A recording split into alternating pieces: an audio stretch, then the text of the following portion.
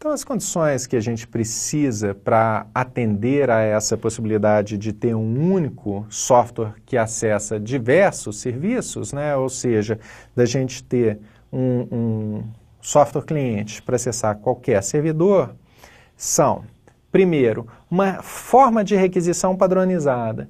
Imagine se para cada servidor eu tivesse uma forma diferente de fazer uma requisição. Não só isso dificultaria que você criasse um único software para fazer as requisições, como dificultaria bastante também o lado do usuário, porque muitas vezes as requisições dependem de uma especificação dele, né? Então, por exemplo, esses servidores, eles todos serão acessados pelo navegador. Para eu dizer o que eu quero dele, eu preciso passar uma requisição. E essa requisição tem que ter um formato combinado entre os diversos clientes e os diversos servidores, né? Mas na hora que o servidor me dá uma resposta, ela também tem que ser padronizada, porque o navegador não vai conseguir entender absolutamente qualquer tipo de formato de informação, de serviço.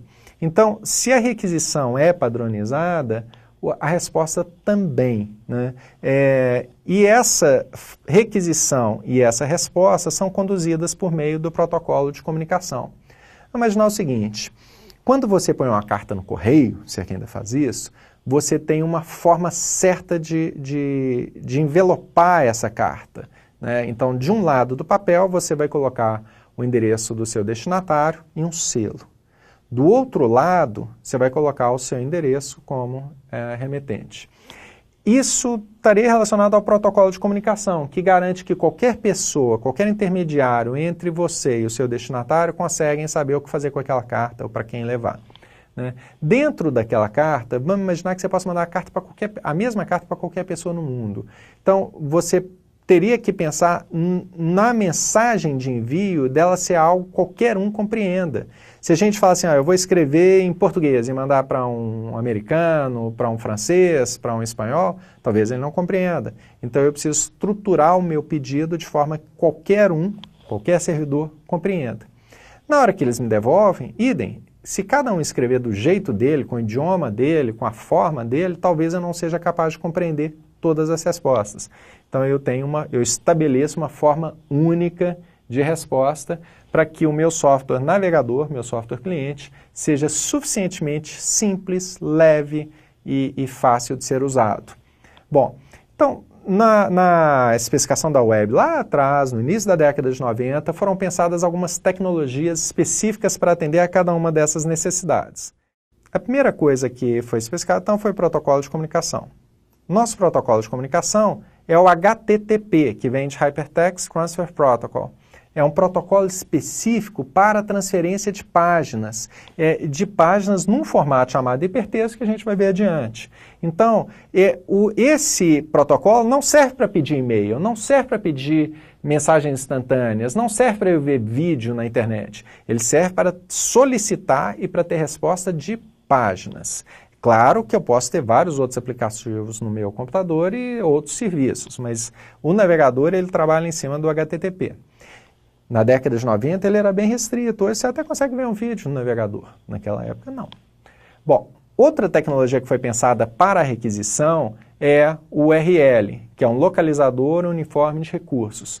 A ideia era que eu tivesse um jeito bem simples, fácil de ser compreendido, de solicitar informações no servidor. E aquela URL que você digita lá no seu navegador, http://www.google.com.br, aquilo é um URL, né, que também a gente vai ver detalhadamente para frente. Esse URL pode assumir parâmetros que me ajudem a especificar um pouco mais do que eu quero de cada servidor. E esses servidores me respondem de uma forma padronizada, que é HTML. A HTML foi a única alternativa de apresentação de páginas que a gente tinha no início da década de 90, mas com o passar do tempo ela ganha outras tecnologias acessórias, como, por exemplo, JavaScript e CSS. Naquela época, a HTML, uma linguagem de estruturação, de marcação de páginas, era suficiente para as necessidades daqueles servidores. Então, essas 3 tecnologias foram responsáveis ou suficientes para viabilizar a construção do navegador como software cliente único. Só que aí, todas as empresas que oferecem serviços na web precisam adaptar os seus serviços para que, por meio da internet, recebam requisições de URLs e devolvam respostas na forma de páginas em HTML, usando nesse processo de comunicação o protocolo HTTP.